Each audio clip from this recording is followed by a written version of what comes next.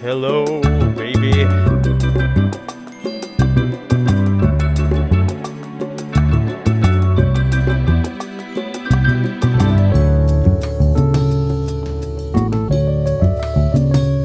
Well, Ethan, it's August Yes. 20th, and you know what that means. It's Yeah, traditional podcasters gift day. Oh boy. it is. It is traditional Oh yeah. podcasters Let gift me day, and this let is me of course check it the day out. where only two people, the hosts, give gifts, and we do not give gifts to the producer. Okay, yeah. Sorry, MJ. You're not gonna get any of this. You're not part of traditional podcasters gift day. Well, Ethan, I'm Yeah. a new What? I hire. bought you a new chain for your watch, your prized possession. Oh, that sucks. Why? Why does that suck? Cause I don't understand. I don't have a watch anymore. But here's the What? thing. Yeah, it's crazy. But I'm telling you, the reason is so good. And Okay. I can tell your camera's not on right now, so I Yeah. can feel how grateful you are because you're going to be grateful because I sold that watch. Get Okay. this, for the most beautiful comb ever. Ethan, I shaved my head like 4 years ago. Wait, I'm a what? complete baldy. Wait, turn on the This is the camera. worst traditional. Okay, I'll turn on my camera. Holy shit! I've been like this for years. I'm a famous baldy. Wait, you're famously I'm bald. like Charlie Brown, Stewie from Family Guy, Can you talk like either of them Homer real quick? Simpson. I'm going to kick that football, Lois. Now, can you do Stewie now? That you're always so mean to me, Snoopy. Okay, there you go. Yeah. And how about Homer? My wife is Lois. Oh, it sounds like you're doing like John C. Reilly. It sounds like Have you guys I'm a heard? winning time. Yeah, I think I have a pretty good John C. Reilly impression. Oh man, That didn't sound like John C. Reilly at all. Oh man, There we go. it's just John C. Reilly when he's really scared. Penelope, I gotta get back to my video game. I don't know. That's more of like Kermit the Frog impression. I mean, it's Yeah. kind of close. You take like Kermit the Frog, and then you get back down to this one. I mean, it's closer. It's closer. Yeah. Shake and bake. Anyway, wasn't our gift ironic? It's the most ironic thing ever. Yeah. And John C. Reilly was there too, which is kind of ironic. You know what's funny? There's a in The Incredibles. You know how at the end of the movie where like they fight the Omnidroid, right? And then they beat it, and like everyone, like they expect everyone to be like, "Oh, superheroes suck," right? Because of the whole like lawsuit 15 years ago. But in this one, they're like, "Whoa, yeah, supers are back," and one of them goes like, "Oh, isn't that Fironic?" And as a kid, I was like, "That's a cool name." Yeah. Fironic. Gazer beam. Yeah, Taser Beam. What about? Yeah, I'm gonna look up. Hold on, I'm gonna look up Incredibles names. Incredibles. They do have great names. No, they do. I mean, okay, so this is again, this is a classic style and direction opening. Yeah. But me and Isabel were watching Monsters University and Monsters Incorporated yesterday because it's like a fun college movie that's not too crazy.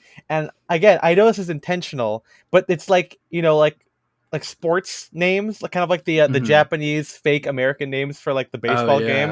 What And is it, so Bob McNutt or something? yeah, well, I mean, like obviously, Bobson like Dugnut. well, I mean, like James P. Sullivan, right? That's Yeah. kind of a classic, or Mike Wazowski. There's like I mean, Randall Boggs, like that's kind of like a Randall normal Boggs name. is a great name. That's That could be like a regular person's name. That's I mean, what I love about that's all the whole of them, point, yeah. Or what's it called? George Sanderson, the guy who gets the fucking sock on him all the time. Yeah. I mean, but then you get stuff like Fungus, like the guy's name is Fungus, right? And My friends call me Phlegm. Yeah, Bile. My friends call me Phlegm. But then in the movie, right, you got like Don Carlton. I'm in sales. I used to try and work the computers, and then he goes to college. They're all just normal guys. Yeah. But I do here. Let's go to the opposite and look at some Incredibles supers names. Here we go. We got Apogee. What's that a name based on? What the hell is that? Apogee? Yeah, Apogee. I forgot what that means. It's like a I don't thing. know what that means. Oh man, Blaze Stone. It's funny because like you can't pick like a Marvel or DC name, right? So you got Blaze and you got Blitzerman, Blitzerman. Brainstorm. Yeah, Brainstorm kind of normal. What does Cliffhanger? What do you do? You hang You're people just off good at cliffs. climbing. Oh, okay. Yeah. He got like super. Okay, it's just superhuman agility. Okay, like that's not. Come on. Yeah, whatever. I could do that. Oh yeah. What about Dynaguy? Dynaguy. That's a good Yeah. one. Yeah. Downburst is good. Downburst. Everseer. Yeah, you got Phyronic. Gamma Jack. Gamma Jack sounds awesome. Gazer Beam. Okay, Jack. That's not his fucking superhero name. I'm sure he'll pick one. Crusthauer sounds like a cool name. Oh, that's the guy who crushes things. That's actually a scary. That's a scary one. I'm normally not like a big fan of like nostalgia like bait like spin-offs or reboots or whatever, but it would be kind of fun to have like a superhero series with like in the Incredible setting. I just love the like mid-century stuff. Mhm. Oh yeah, absolutely. absolutely. Did you watch the bonus feature on the DVD? That was like the 60s style cartoon where just the mouths move or whatever. I can't remember that style of animation. Oh yeah, the mouth animation. Mouthers. Yeah, mouthers. Yeah, I remember that. Like, I mean, The Incredibles. I don't think that there's like a lot of vintage style in it, but like the vintage vibes, I think, was really iconic for me. They really played it up in the second one. Like, that's way more like mid-century modern than the first movie is. Yeah, but also like that one feels more like a superhero movie, which is what I mean, I get it, but like the first one felt more like a James Bond, but with superhero stuff, which I felt was like a cooler way of doing it, as opposed to just watching fucking 60s Spider-Man. Exactly. Anyway, guys, isn't it ironic that we're talking about this and not fashion? Isn't it Phyronic? Isn't it Phyronic? I'm gonna look her. Let's hear. Oh, Phyronic's a dude. It sounds okay. Whoa. All right. I mean, everything just changed. I was gonna say, oh no, and then Blazestone's a girl. I'm gonna like this is not I want to put a picture of Blazestone here in the chat for us and check out this animated dish, man. Oh, there it is. I was looking at the wrong chat. I'm not getting anything. I'm getting the image not loading. Damn it. Well, she's hot as hell, dude. I can't even fucking jerk off to this, man. Okay. What's funny is that she's a member of Beta Force, which I think is an incredible place to be in. Sounds like my friend group. You know what I'm saying? That's an incredible place to be in. Yeah, Incredibles. Anyway, welcome to Style Direction, a men's for podcast with the stuffiness. I am Ethan M. Wong. I am Spencer DSO. And I'm MJ. And we're here to talk to you about clothing. We're the men's clothing podcast. Clucking. And today is something that we are not asked to talk about because it's something we deal with every day. We're so ironic. Or are we? Yeah, or are we? Are we subversive? I mean, the title of this is Subversion versus Irony, but I feel like, I mean, we are going to get into our different definitions of this and how it plays into our clothes and how we see it in classic menswear. Obviously, there's a lot of subversive and ironic histories within fashion proper, but we're going to talk all about it today. I'm not sure what my experience is with this. I feel like there was one time a guy accused my style of being ironic, and I'm like, I don't know what the fuck you're talking about. Like, I don't get it. But I thought it was okay. Well, like, what does that even mean? What does that, And shout out to a lot of people in our Patreon Discord who gave us some great points that we're gonna kind of dive into and use as thought starters today. But I think the overarching idea here is that irony and subversion, whichever way you define it, we'll get into that, are just ways to kind of rebrand clothing and styles and kind of alter what they symbolize to us, because I feel that we are in we're kind of in like a post context world right now. We're kind of in a post fashion world if you think about it. Clothing is moving away from just being practical and functional, which, I mean, obviously there was always a personal style element to clothing, but I think now more than ever it is definitely more of an art and a hobby, which we'll get into before the year closes out. And it kind of makes sense where when you start to change what those things mean, through subversion and irony, I think we're in a place where we get more of that now compared to ever before. Yeah, I mean, well, I guess something that maybe we could start out on this. But typically, when I think about ironic clothing or ironic fashion, I guess maybe there's two different definitions. There's one Yeah. definition that's kind of what you're talking about, like wearing specific pieces in like an ironic way. Like something we can get into later is like milsurp, even though we're not veterans or necessarily agree with the aims of the U.S. military, Yeah. and stuff like that. But the way that I think about it, and I think is probably the more like mainstream way to think about it now, because I think it is kind of having a moment. Or maybe, I don't know. Like, I feel like the big time when I first started to notice this was like around like 2016, 2017. I mean, I don't know. I don't pay enough attention to like big brands like, like Supreme or Balenciaga to know if this is still exactly what they're doing. But like what I think of as like ironic fashion is the kind of just like, oh, we're just gonna make like $900 Crocs, or like a really really like ugly T-shirt that everyone's like, oh, that's so ugly, that's funny, I'm gonna wear that and stuff like that. Yeah. And I just personally think that approaching fashion from that way, as opposed, like, I don't know, I feel like I approach fashion from like, I genuinely really love all my clothes and can't wait to like wear all of them all the time. And I don't want to, I just kind of find it annoying when people are like, oh yeah, this is so funny that I'm wearing this. Like, here's a quote from one of the articles that I pulled up, which I think is pretty good. The fact that this movement is not new, or the fact that this movement is not new, is part of that problem. It is cynicism for the sake of cynicism rather than cynicism with any sense of originality. We have all seen and tried the hipster act, and it has lost its novelty. We have come to the same realization: thinking you are better than everything is only entertaining for so long, and it is no more tasteful than the lack of taste it mocks. So like, I don't know, like whenever I wear a Canadian tuxedo, I'm not doing it because I'm like, oh, I'm being like a funny 90s dad. I'm wearing it because I think a Canadian tuxedo like looks cool. So that's my take on this. No, yeah, I mean, that's with irony, it depends on who your audience is, right? And the intent behind it. Because like when I look up what irony means, because I don't think I mean, just my philosophy is all over the place.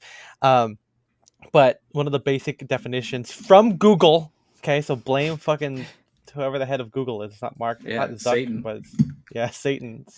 Yeah, Mr. Google spelled Mr. backwards. Google. Yeah, it's it's just doing something against what you would typically do for like effect. Expression of one's meaning by using language that signifies the opposite for humorous or emphatic effect. So there's like an intentional subversive effect there. Like you're kind of going against convention, but in terms of expectations. And with the rise of ironic fashion, it's kind of like it's not about the style, right? It's about kind of like going against the ideas of what clothing is and what consumerism is. So it's like, and like Crocs are like spending $900 on Crocs. Like the effect is that the story is funny, maybe, but not the clothing itself is. Or I mean, it can be too, like, right? Because if it's bad, it can look bad on purpose.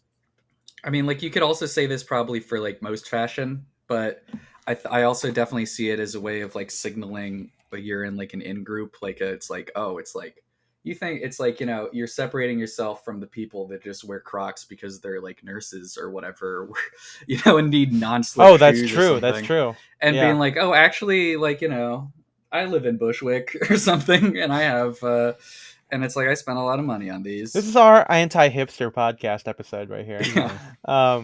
But I mean, okay, so before we move on, I do want to say, like, we should maybe also define subversion a little bit here. And subversion, when I look up that definition, it does mean, it says here, undermining the power and authority of an established system or institution. And the way I see subversion, I mean, it's kind of similar to irony, where the expectations and its use are different. But with subversion, it's more specific. I feel like it's more about the specific item and what you're trying to do with that item. And the idea of of power systems or hierarchy in play here kind of matter more. So to me, it's more about like, you know, wearing as like a child of immigrants, right, or whatever, like wearing like an Ivy League, cap, or kind of like a country club blazer that I thrifted, even though like there was definitely no way I would ever be accepted into a place like this in the '60s or whatever. I mean, my family wasn't even here in the '60s, so Yeah. it's like it's a bit more different, and I feel like what we get into when we talk about subversion irony is that irony typically is for some kind of humorous or societal effect that it's more of like like an in crowd if you know thing, where subversion is kind of making more of a statement and kind of punching up and Yeah. not to say that as MJ and I are like people of color immigrants. I feel like there's just like when we talked about like how preppy clothing changes context based on the groups who wear it. I feel like that also gives us a bit more leeway with subversion, but we can also get into that later on here. Yeah, I mean that's true, but also, and obviously I can't speak as someone, like, I don't have the immigrant experience, so I can't speak on that. But I'll say I think there's a difference between it being ironic that you are wearing the clothes that you're wearing and then you dressing ironic. Like, I think, Yes, like, that's absolutely true. it's ironic that, like, I dress the way I do. Like, I maybe less ironic because I'm like a white guy that is bald and has a beard. But, like, it's ironic that I'm like a Hey, you said it, man. 25-year-old in like 2022 and like not like 1942 or whatever. Like, Yeah. I was but born in the again, wrong it's era. like it's the place. It all comes from like a place of like genuine like appreciation, and I don't know. Like, I'm not cynical about like oh, like, I'm not cynical about my clothes. I just really like wearing them, and I like how they look a lot. Yeah, MJ, what are your thoughts on like initial thoughts on this? How it's kind of like the intent, or I guess the as far as like the definition between irony and subversion, it's kind of like Right. Subversion isn't necessarily have to be like, oh, I'm doing it just because it's weird, or I'm doing it just because you know it's like anti-fashion almost. Yeah. Which I would say the ironic dressing is kind of like, um, it's like purposely like not dressing badly, but dressing not in something traditionally uh like appealing, I guess. Um, whereas subversion is kind of like, um, I mean, I'm using the word to describe itself, but just not what you'd expect, um, like items to go with, or looks to combine. Right. Yeah. I mean, like I think a lot of like the blog, a lot of like our take on menswear, which is not new by the way, but I think it hinges a lot more on subversion because of the specific items. Like you said, it's like taking stuff out of context. Like jeans with a blazer, subversive because workwear and formal wear, traditionally Mm-hmm. speaking. Yeah, Um, exactly. and off the bat, I do want to say like this is an interesting discussion, and and it's great that we were able to talk about it. But I think that just like with effort, and just like with cool, focusing your style or the intent of your style on that theme, like, oh, I dress to look cool, I dress to be ironic, or I dress with like, to look like I have no effort into this. It always approaches clothing from the wrong way because it's not about the clothes, it's about the effect, and the effect changes based on your surroundings, based on your Mm-hmm. context. And I mean, it basically, like you said earlier, it depends on the audience that you're going for, right? Like the in crowd. And is it ironic to be wearing all of those Balenciaga Crocs if everyone's wearing them? Because then it just becomes normal and not ironic. But then if you compare it, yeah, if you're like, if you walk into like suburbia, of course it's gonna be like, whoa, look at this guy wearing Crocs that are $900. Yeah. But then, of course, if you're a fucking Bushwick hipster or whatever, it's not. It's the norm. I don't know. I've never Everybody been to loses their Bushwick. minds. That's the Yeah, we live in Joker.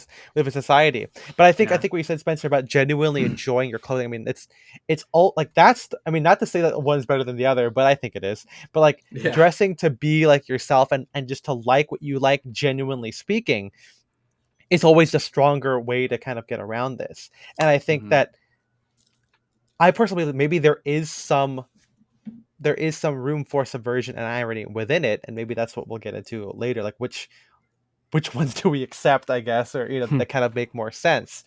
But yeah, I mean, what it seems like is that irony is like a defensive mode of dressing. Yeah. When we look at it, because again, it doesn't hinge on authenticity. I think what's it called here? When I was trying to look up to see if dye workwear or any kind of fashion thing had anything to say about ironic fashion. It's hard to find when it comes to menswear specifically, because menswear. Dye workwear, like Derek's definitely written at least one thing about like ironic fashion. Yeah, he does say here that when he talks about I think like kind of like dad hats, I think, or like it's like Spencer's Gifts. He talks about oh yeah, there's this hat, the gag gift hat, which is business class. Like it's kind of, I kind of think that's kind of good actually, like just like a cap. But it's like he says here, like gag gifts are a way like to avoid doing the hard work of actually getting a good present. Finding something personal and meaningful is stressful, but the opposite is like it's kitschy, it's corny, you can't fail because like the awfulness is like the point, like that's the irony. And he says this is fashion today, clothes that are so ugly that they're great, clothes that are so dumbed down they're not serious to critique. Yeah. You can think about like Rick Owens and Margiela, who are it's a little bit like they're serious, but they're conceptual and they're interesting, but like he basically says it comes to a point though where irony begins to suffocate everything else. Where there's always a meme of like going to, like full Rick is like you don't go full Rick. Like Rick Owens is cool and there is a lot of great stuff, but like obviously going into it for irony's sake is a little bit harder to kind of, I don't know, not be cool, but to just to be right. I like the point that he's bringing up, that it's like it gives you like a really easy out. So if you're wearing the designer fucking like 3 Wolf Moon t-shirt with like like expensive jorts and like platform Crocs, and someone's like, you look like shit, you could just be like, yeah, I know, and then that's the point. And then like just blow your fucking like puff bar in their face or something. But if you're like us and someone says you look like shit, we like cry and piss our pants because we care so much about our outfit. Because that's not what we're trying to do. Yeah. Well, it does. Because Derek goes on to say like all the best things in life are sincere, and I think that I think it's fun, like once to do something ironic, but like like a whole, like this is just maybe my hot take, like a whole museum of like ironic art. I'm like, all right, like I want like show me some like portraiture a little bit so I can show me something cool. Yeah, something like and it's like I don't know, it kind of reminds me of the of Waiting for the Artist or whatever, which is a documentary now thing where like they contrast like a serious artist played by Cate Blanchett with like an ironic, it's the lazy prankster. So it's basically like a guy whose whole thing is like it's just a prank bro, but he's like an artist, and it's just it's kind of like he doesn't take anything seriously. And hey, maybe we'll post the pictures of him in the I think he does have some fits, like it's Fred Armisen, cool? But like maybe the guy he's based on is cool, but like like that idea of like of an easy out, right? Like the gag gift. Like I mean we kind of give gag gifts every once in a while, but it's also good to like I remember this. Here's a good example. Here's so I have a friend who hates horses. He just hates them. Sorry to bother you, just wrecked him. One of the Seabiscuit is oh no. I think is that where he? Well, I think they kill it at the end, right, or something. I think so. I haven't seen Sea's Biscuit. The biscuit of the sea. But I got him for Christmas. I thought it was so funny. I'm a big thrifter.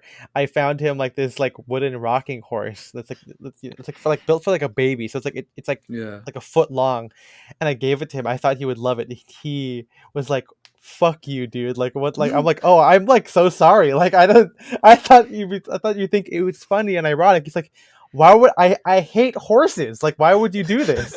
And like, it's a good idea. It's like like. He'd rather it might have been better if I just got him a boba, something I know he enjoys, versus something that is funny that because he hates it, but like there's no defense there, and I literally wasn't even given an out because it was so offensive to him, and and I feel like there's something there to be said about clothing, like Yeah. to wear something to be like, oh, I know this sucks, but that's the point, is like, okay, cool, so you dress like you suck. Like I don't Yeah. know You what, still like, dress like shit. yeah, it's like Scott, like, yeah, that's funny, you still got me something I hate. Like that's not Yeah. like Yeah. what's the whole thing here? And I think it gets harder when with that whole idea, when you dress like in like regular, like in general fashion, because when fashion is art, obviously it's hard to it is definitely hard to critique ironic art. Not saying that you can't, but it just becomes harder because like art is about like self-expression, and maybe this is Mm-hmm. the weakness of like our idea of clothing as hobbies, because that combined with no context, combined with like democratization of menswear, it does make it hard to be like, well, you can't wear that. And we're not explicitly saying that you can't wear that, but it also doesn't stop us from being like, well, that fit sucks, right? Mm-hmm. But what I do think is tough is when it starts to creep into menswear, because some Mm-hmm. people could argue that, like, like, I didn't write any notes about this, but like sprezzatura is really tough to defend because it is Yeah. kind of ironic in its application, right? Like the whole OCBD unbuttoned, like that's not like it's meant to be buttoned, right? Mm-hmm. And when it becomes a contest of, okay, well, what's okay versus what's not okay, it's like, okay, what's the difference between unbuttoning your collar points and then buttoning all the buttons on your suit jacket? Like, Yeah. because the defense goes, well, you're not supposed to do that. Okay, so what's the sliding scale here? Um. Like that's definitely to me ironic, because it's like a move that's a very, if you know, and kind of has an effect, versus like subversion, which is like, well, I guess that can subvert your expectations, but like subversion besides like wearing like a Western shirt with a suit. I mean, so what? Well, speaking of like irony and like classic menswear, what do you think of like the big like oversized suits from like that you get Like from David Byrne stuff, or yeah, like like or like from that like take on it. that's not necessarily made by like like tailoring houses or something, but by just like like more like high end fashion brands that are just doing like their ironic take on like a business suit. What do you think of those? It's, again, it comes down really hard, because it's like when I see it as fashion, I'm like, okay, I think it's cool because it's fashion, like it's art. But then when it comes to like how does it last in like like a hashtag menswear way, I'm like, well, fuck you, like don't do Mm-hmm. that. It's because it's kind of like how it sounds like I don't enjoy orchestral scores, right? Or not orchestral scores. So it's like, oh yeah, Atticus Ross. Like, no, I like those things. But then when it comes to like Hans Zimmer using the orchestra in a minimal way, I'm like, fuck off. Like, don't Yeah. do this, When Um, it's like you look at it just as a fashion thing, it's fine. But when you analyze it as like a suit, then you're like, what the hell? yeah, no, yeah, that's exactly it. And it's kind of like, this might be a hot take, right? Like, how we kind of talk about how things come back and how maybe we're just Mm-hmm. correct, like the proportion, the thing, we're like, we're Yeah. just right about this. It's kind of like, yeah, when it's all fat, like when it's like fashion, sure, but when you start to try and do what we do, like, no, we know what we know what's good, Yeah. and like that's kind of like my hot take about it. We're like, when it comes down to it, like I don't know why you would pick skinny pants, because I mean there was like even like skinny pant trend, or skinny suit trend, like Tom Brown. Like, I think Tom Brown is great, but then when like you get like Suit Supply doing like a short suits look, it's like, no, Mm-hmm. like, don't, you're not doing it. And maybe it's because execution of irony is super important, because I think that that's maybe like there is a difference between, like, again, like a real artist doing something that is like challenging, versus like a guy saying, oh, I could just do that at home. You know what I mean? Yeah. Like there's like there is a difference there. There is, like, I don't want to say it just comes down to education, but maybe there is like there's this artistic merit that comes down, like, where, like, yeah, Rick Owens is weird for a lot of people, but I can see how that's cool than like fucking, Yeah. I don't know, like I mean, people yeah. twisting like their shirt another way. I don't know. I want to be clear. Like, I feel like I'm talking a lot of shit on like, I've talked about Balenciaga a lot this episode, and I want to make it clear. I'm not necessarily shitting on the brand. Like, I don't know. And I mean, I'm not like, I don't follow the brand closely enough to have that much of an opinion on it.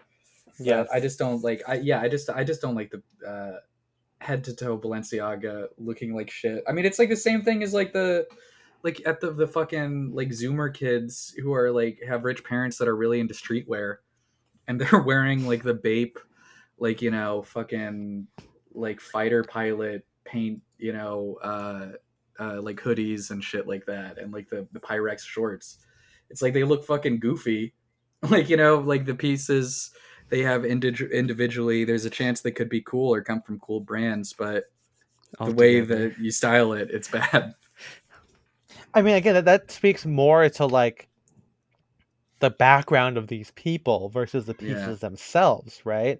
I mean, it is interesting to think of like irony as maybe like an empowering thing, you know, where technically, if you think about it, maybe if these kids have rich parents, you know, and maybe the idea of old money is kind of gone nowadays, but like, you know, like traditionally, you would wear that to like act out against like, you know, trad parents, right? Like if Mm-hmm. you think about it. Of course, now when irony is so common, or everything has the propensity to be ironic, it is tough to kind of defend it, because it's just, you know, just like now when people like in the positive way, I can be like, oh, big pants aren't bad, or rare, or like a weird thing to do, because I can be like, look at this guy wearing it. But it could kind of be the same way with irony, um where it's not ironic because, well, this guy's also doing what you're doing. And I think, you know, when it comes to the whole opt-out idea, obviously when it comes to designer stuff, when it comes to not even that, maybe when it comes to fast fashion, the idea of irony is baked in because it just means you move on to the next thing.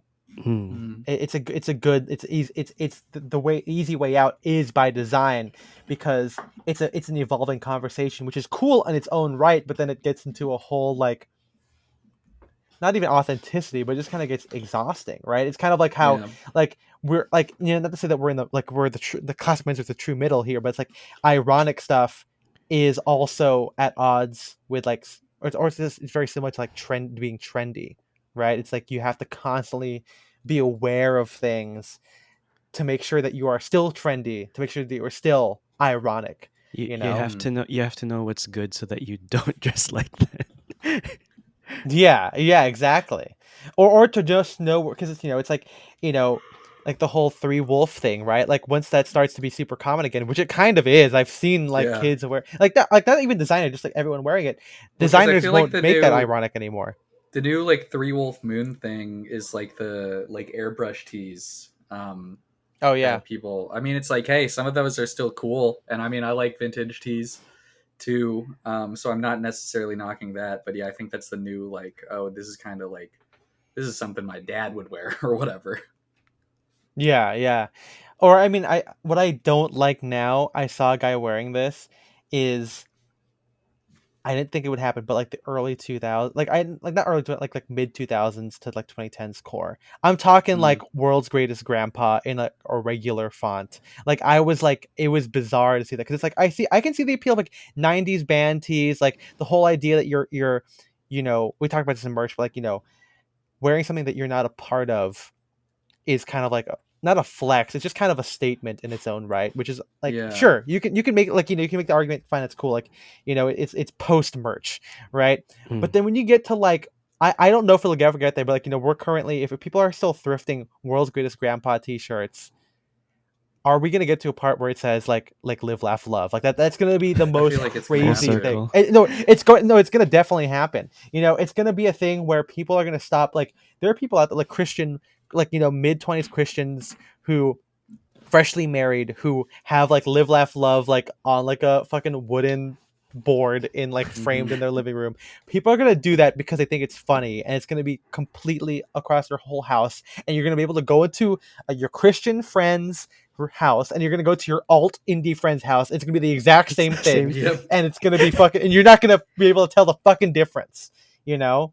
It's And like that philosophical question of like, what's the of the difference ship. between no, like, what's the difference between like, say, an avant-garde sculpture and a natural rock formation that is identical to that avant-garde sculpture? Like, what's the difference between those two objects?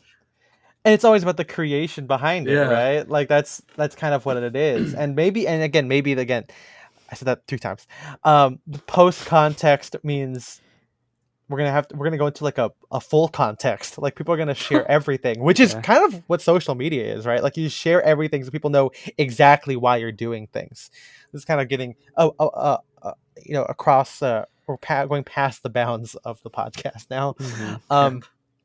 But then what about like like kind of like not saying like low irony, but like the idea that like it's funny, right? Like what about that? Like Just oh, I I'm mean, it's not as like, oh, look at me, I'm like different, but it's like, oh, this is just silly. it's like when Mac got that cartoon gangster shirt or something. Yeah. At flea market Yeah, flea In market, Army. the store. Yeah, at the flea market store.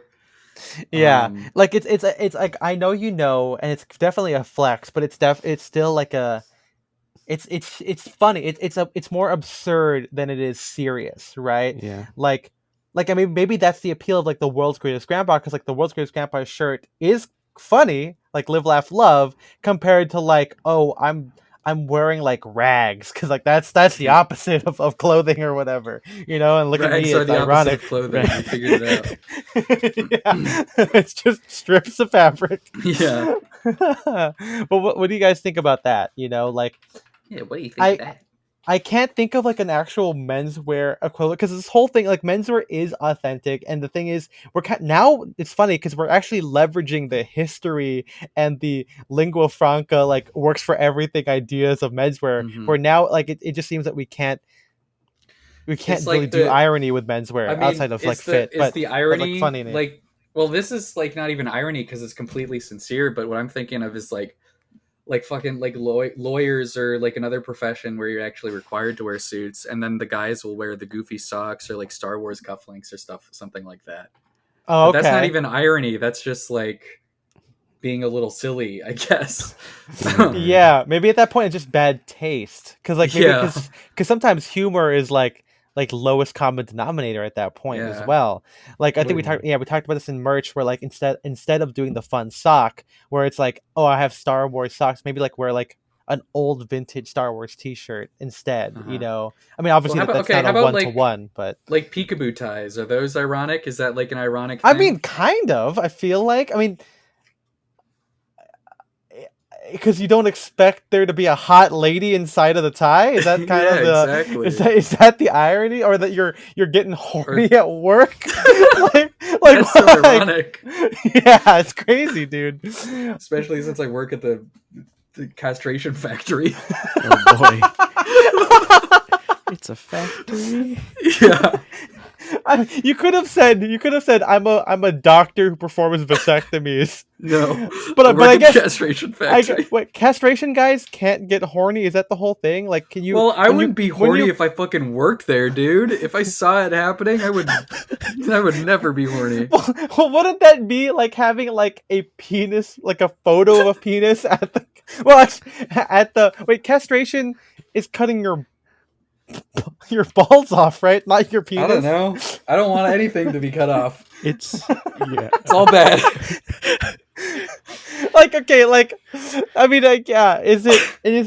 it ironic that we're talking about this on the Men's podcast? Like, I don't. You don't know what I don't. It's right on your wedding day. What level are we on? What level? I don't know. 100 spoons when all you need is a fork. Yeah, it's so Husher Howell says here that we were talking about irony, and he says clothing that's intended as a flex for those in the know, like showing off you have social capital to wear something that the mainstream perceives as uncool, and that he's saying that's what irony is. Like it's about the idea that you're intentionally choosing something bad or I guess subversive is a little bit different, but like choosing something bad or funny or whatever to signal that to other people, and that you possess the minimum required taste to know what is cool and uncool, and deliberately choosing what is uncool. This doesn't seem like something that's super common in menswear, but I feel like people do like the first part of that where, like, they'll have like, oh, this is my special piece, which I wear, like, this is like my special watch where I'll wear in front of watch nerds, and then they'll know I have good taste. Or it's like, this is my special, like, I don't know, pair of shoes or like vintage piece or something. Like, I don't know. I feel everyone does that, but at least in the classic menswear space, it's normally not like, also it's Well, ugly or something. yeah, because classic menswear, the whole, I mean, it's kind of classic by definition. It's see, Yeah. to me, like even picking like it's to me, it's subversive to wear a vintage toy watch. Like I have like a Goofy watch that it's like a Mm. quartz or whatever, or like my Doraemon watch. I feel like that's more subversive because like most menswear guys would think, oh, you wear a dress watch, not even has to be rolled, just like a Seiko or like a mechanical, like a Hamilton or something like that. Like that Yeah. is more appropriate for menswear, but I'm wearing something kind of silly. But I think you could agree that my toy watches have a cool like design to them. So Yeah. there's I mean, taste there's like, involved. once again, there's like some sincerity there. So I think, Yeah. yeah, it's like probably subvert. Well, now let's get in. Should we get into now subversion versus irony? Like the First off, differences? before, yeah, because I was gonna say, if before we get into that, the true ironic way, if we're going with Hush or Howell's definition here, or kind of in the same vein as like wearing like the cheapo three wolf moon tie, is like you being able to afford bespoke, but then intentionally wearing the J. Crew Ludlow suit. Like that. Hmm. That's ironic because it's like, look at me shopping at the mall, which is more of a statement on your social status and class. Well, because I'm curious. I'm curious, like for the most part, like how much of that is like a conscious choice by the shopper to be like, oh, it's so well. I mean, I guess like It's if you're so like, bad. I love it. or if you're like Warren Buffett, then maybe you are conscious, like, oh, it's funny that I only have like a old minivan or whatever the fuck that guy drives, something. But I don't know. I feel like a lot of guys, even if they do have money, they're shopping at J. Crew not because they're like, oh, look at me, I'm being so thrifty. I could go to Loro Piana or whatever and like get a sweater for like $4,000, but here I am getting one for $90 or something. I Yeah. think it's because they either don't care enough about clothes to like branch out, or they don't know like where the higher end places are. Right. And I mean, I feel like that's especially going to be true for like guys who get programming degrees and start making like six figures a couple years after they graduate, but didn't grow up like rich or anything. Yeah.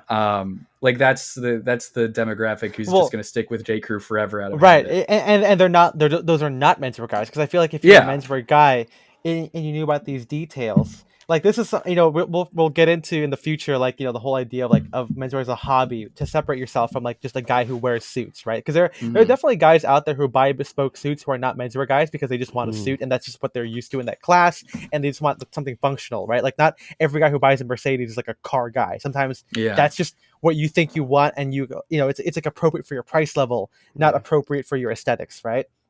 And so that enjoyment of it is interesting because it just means that if you are a menswear guy, you just wouldn't pick J. Crew, right? Like Hmm. I definitely think people buy stuff based on aesthetics overall. Even Ivy League guys who, whatever. If you want to talk about, Berkeley, defending J. Crew, like he still probably wouldn't buy that because he even knows he wants a 3-roll 2-stack jacket. Like he's not defending J. Crew or even at status level insofar as to just buy from the mall. There is something Hmm. still there. So it's tough to get into the whole irony thing with menswear because menswear is so built on those details. Because like a menswear guy wouldn't wear like a really thick tie, that's like thrifted, like the really wide 90s, really Yeah. like the really thick stuff, because it kind of goes against what a lot of menswear people perceive to be a good tie, even in general. What it comes Hmm. down to is like maybe like like Drake's making some great ties and then making like a fucking like guy riding like the horse ties or the western ties or whatever, which technically I don't think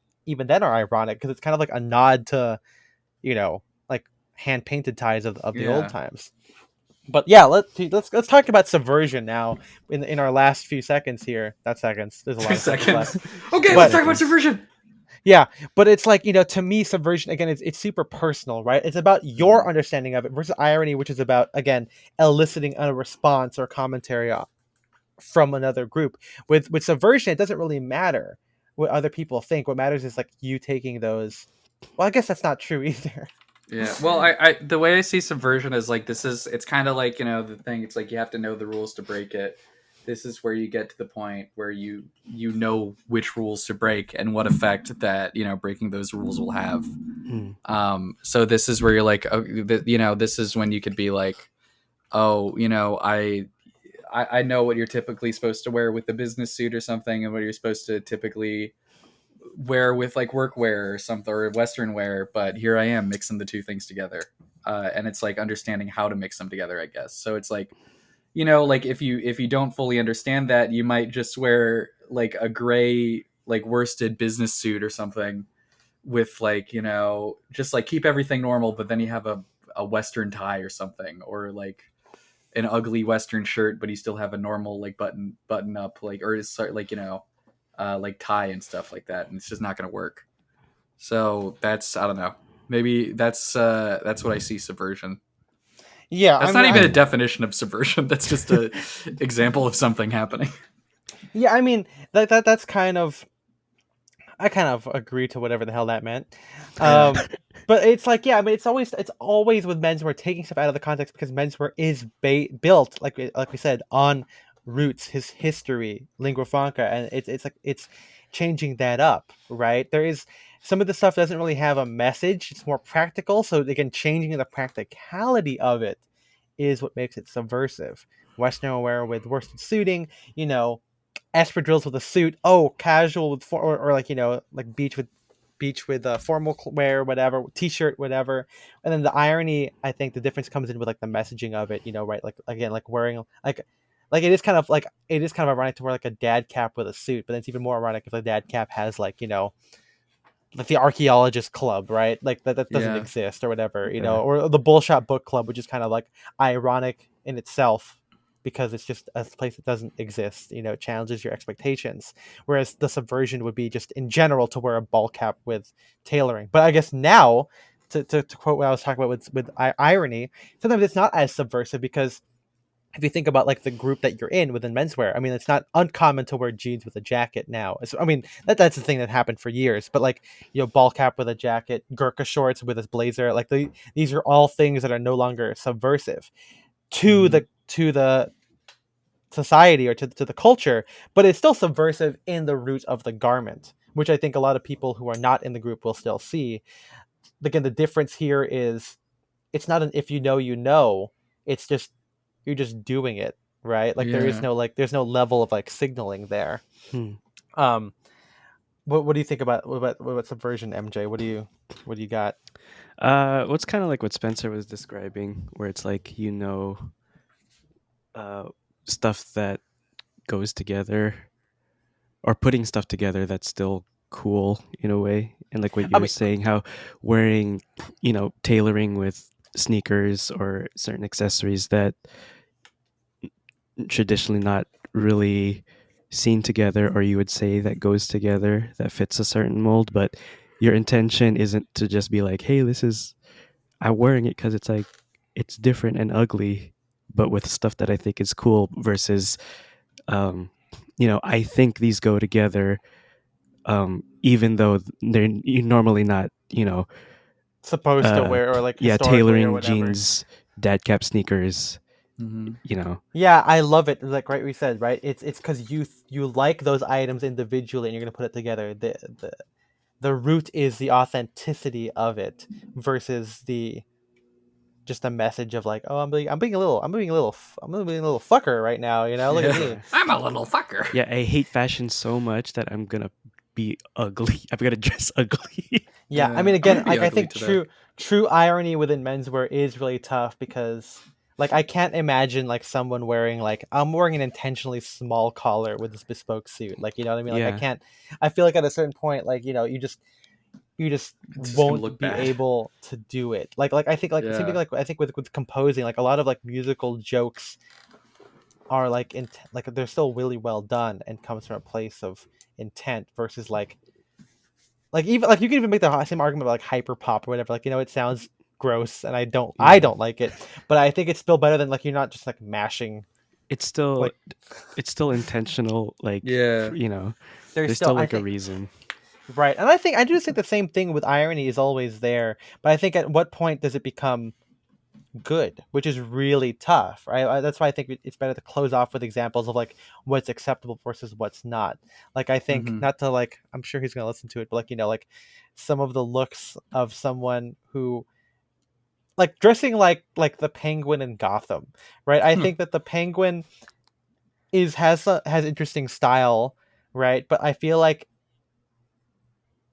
I think if you like him, you would do it faithfully in the way of like looking like what his stuff is based on, right? Versus like him straight out. Like I think like same thing with like Saf and Core, something I really, really do enjoy, and not because of the ironic or the subversive idea that like, oh, I'm just like a fucking James Bond villain, which technically is still cool anyway. I mean, come on, look at Blofeld. It's like, I still like the ideas, and I looking at like Visvim and like Japanese Americana stuff is like a way for me to get into that versus doing a bad outfit. And I definitely think that even with conversations about subversion and irony, there is still stuff that's just bad. And I think Yeah. sometimes it comes down to the design of the garment. Like I think that if I were to dress like the Penguin in Gotham, with like the Continental tie, it would look more like Elvis in like the 50s, right? Versus like a like neo 2010s gothic version. It's like a hoodie, like a hoodie with trousers or whatever is not a bad idea in and of itself. But when you do it with garments that look really good, it's fine. Like it's kind of like like we wear 60s hoodies with like pleated trousers, or Ethan Newton does that as well. It's like fine. Or I guess there's like, Newton Street Vintage. there's good ways to do things. There's Yeah. more successful ways of pulling off style. And I mean, hey, this is why I tend to like, I mean, I've talked about this before. This is why I tend to like vintage stuff, is because like I don't know, this might be like a fallacy or whatever, but I tend to see more like sincerity in, like, if I see like a brand that is like, here's our take on like a 1950s denim jacket or something, I'd rather just have like an original 1950s denim jacket, or not like a take on it, just for like a stitch for stitch copy of the original, because it's like that's the thing I'm interested in. I'm not interested in like the like fresh new take. I just I usually want just the original. Yeah, I mean, they always get it wrong for some reason, right? Yeah. Whenever they do it. But I mean, I don't know if that's exactly our bias, because maybe this just kind of goes to like when like Henrik or whoever like says like, there is they always hint at like there is some kind of superior taste involved somewhere, right? And that is kind of what might be the guiding principle for irony subversion and what makes it good versus what makes it bad. Like why is it that like untucking your shirt is bad, but keeping your collar points unbuttoned are good, to some people?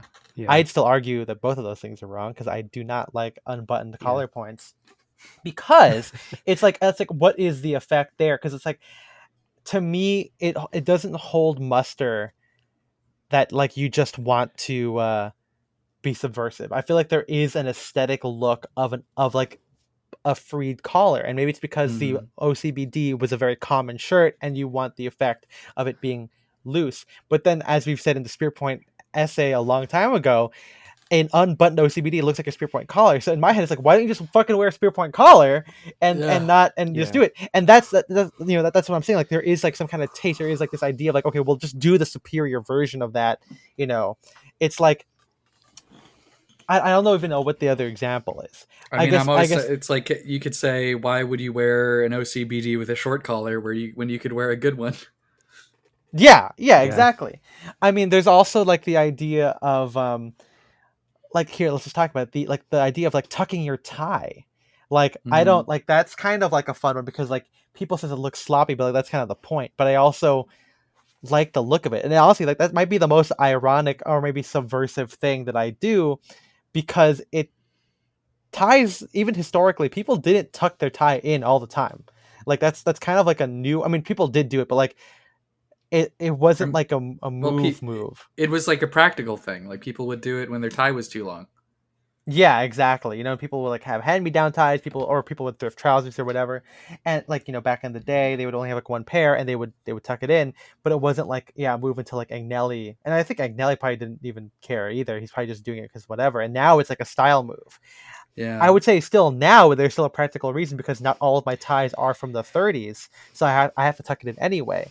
I don't care that it's like sloppy, but I think maybe in that very same vein, there is taste involved, and because you could argue that my big pants are not the same thing as like pooling 90s fits, right? Mm-hmm. And I could just say as a defense, like somebody goes, "Oh, well, you look bad." I go, like, "Well, no, I'm actually good because I have the knowledge, right?" And other guys who are in the know about like proper drape or proper hem length would be like, "Oh yeah, we know what he's doing," and that's if you know, you know.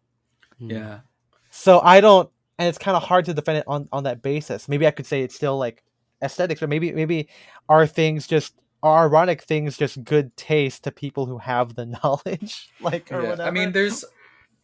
I guess there's like, there's some irony in, like, you could say, like, there's some irony in brands like Buzz Rickson or something, where they're taking garments that were like literally designed to be like mass produced and made as cheaply and quickly as possible, and they're like putting so much craft and like care into each one of these things and selling them at like such a high price. You could say there's something ironic there.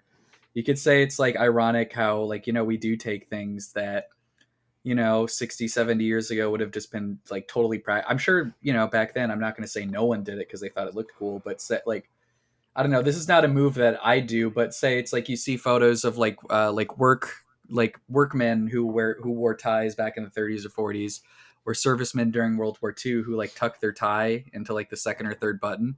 Yeah, Like, you could say, Mm. hey, that's like a kind of cool move. I'm going to do it even though I'm not in a context where I like need to worry about my tie getting dirty and stuff like that. You could maybe say that there's an irony in doing something like that. I mean, there's an But irony in wearing fedoras because we don't really yeah. need shade from the sun, and our cars nowadays are too low to have hats, and Uh-huh. and we just you have because you. But the thing is, you do it because like you like it, right? Like that's kind of the Yeah. defining So it's once factor again here. like the intent is the difference. And I mean, to go to your point about Buzz Rickson, I mean, you talk about Drake's and Van Define clothing and Sevenfold. It's like it's crazy. It could be ironic that you know a tie which was meant to be like cheap, like it was an accessory that you just pick up, like there are so like you're supposed to have like a billion of them.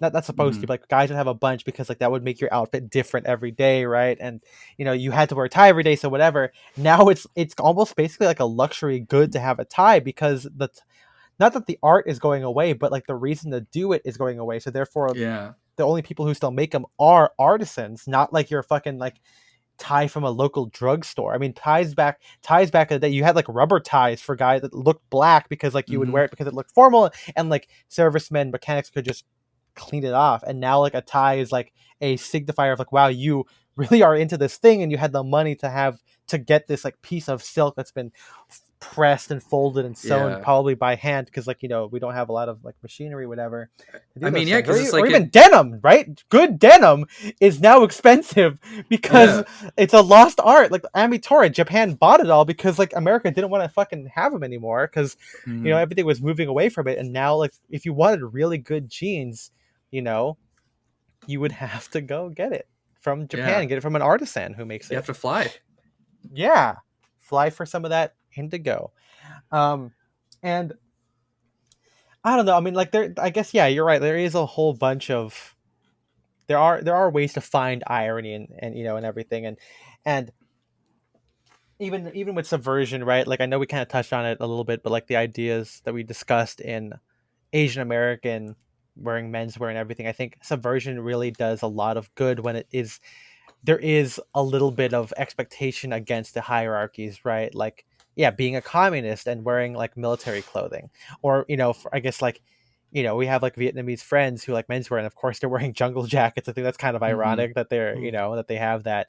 Isabel has one of my old ones now, and it's like, it's kind of funny, or like getting a Suka John jacket. I mean, the whole idea of Japan getting into American menswear is ironic because of like what literally happened, like these youth Yeah. who We got were into it because it's occupying them. yeah, they were the occupying force, and these guys like traded for them, and now it's ironic that we get all of our menswear, all some of the best American menswear from Japan, you Mm-hmm. know and that's ironic. It's subversive, and the idea that you're that some like we're wearing these jeans and we don't want to buy Levi's, because other jeans are made better. But there is this idea of like punching up, and I think that menswear is ripe for that because of the fact it's tied to history. There is a lot of room for this challenge of expectations and everything, and maybe this conversation is going to get dated because the future, those rules are going to go out the window. Those histories and contexts. Like, I think if we're really being honest with ourselves, I don't think I mean, at this point, I don't think we dress that subversive anymore, right? I think we dress like a men's. I think like when we talk about like, will we still dress like this? If other people do, I think we do. Like we will still continue. Like we're not in this for like the statement, but I do think that our novelty does get diluted over time, because now it's like everyone kind of does it. Like I remember when chore coats were like, "Whoa, nice jacket, man," and like now it's like every fucking guy is wearing a chore coat, right? Yeah. Or Target people selling are chore coats for like $12. yeah. Yeah. Or like like so many guys are wearing loafers now with white socks. It's not subversive to wear that. I remember when I first wrote that thing, everyone's like, you're wearing tube socks. Like, well, it's actually Uniqlo, but even then, Uniqlo is not a dress sock either. But it's like I'm doing like a better version, and now everyone's buying white socks or Uniqlo and wearing black stock and Weber loafers. Mm-hmm. And I think it's kind of cool because I think Irony and Subversion is a vehicle for democratization. I think that initially conversations about it can seem kind of gatekeeping, right? Like where before it's like, yeah, like not many, like if you knew I was doing the Ivy League look, you would get this and you would find it cool. And it's kind of an affront if you just weren't aware of what you're trying to be ironic about, right? Like big fits seem ironic early on because it's like, why would you intentionally dress right? But now it's like, oh, now I know what you're going for, and maybe the messages are being skewed now, right? Like maybe now someone might think, oh, you're doing the whole 90s, Armani thing, like all those TikTok guys, like, no, I'm doing the 40s thing, like it's getting messed. But it's actually different. It's different, but it actually helps me become more accepted.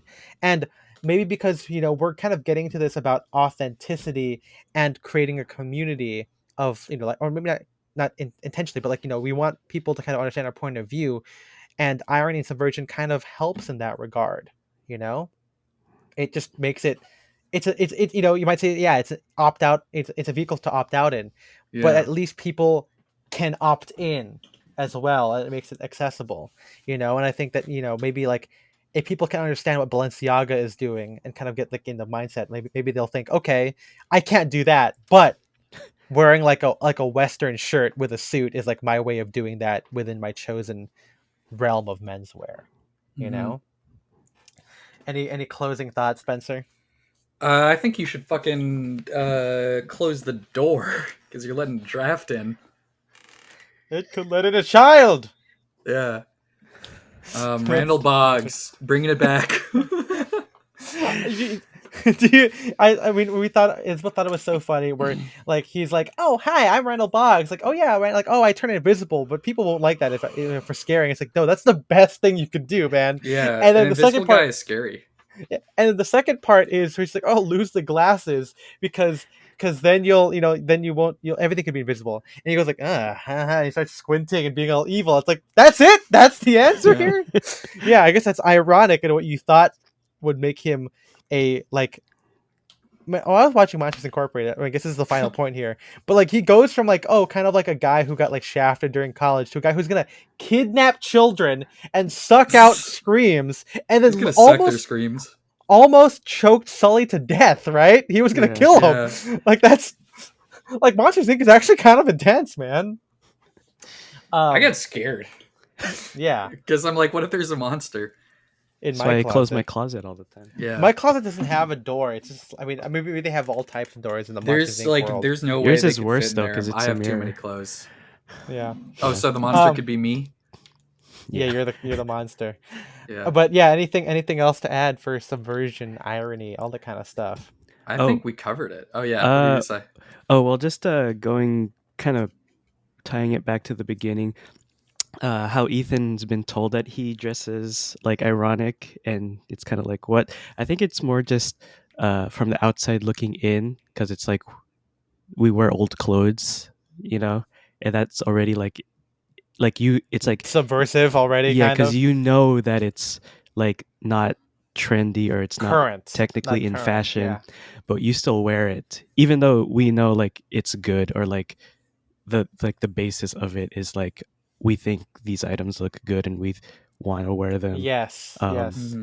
Versus what kind of like our original, I guess, idea where it's kind of like, oh, it's ironic because it's bad or whatever. Yeah. Just wanted to tack that on there. No, I think you're absolutely right. I mean, at the end of the day, because it's like I think everyone tries to find. I think hipsterdom, I think, has ruined people's perceptions of irony and subversion. Maybe I should have talked about this earlier, but I think the idea that everything has to be some kind of like subversive statement. I think that things can be subversive, but I think it's also disingenuous to think that people are just doing it just for the lulz. I think that that's so dumb, and I think like I hate that as much as I hate hipsterdom. Like I think people who critique based on that are just as worse as the guys who do it just to make a statement.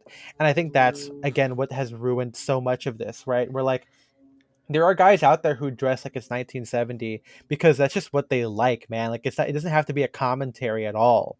I think like I like the 40s not because I want to be subversive or ironic. Like, oh, I'm a young guy wearing old clothes or wearing old silhouettes. I think that can happen as a result of it. Yeah. But I just genuinely like this thing. I don't like John Williams because he's not Hans Zimmer. I like John Williams because he's John Williams, man. Like come on.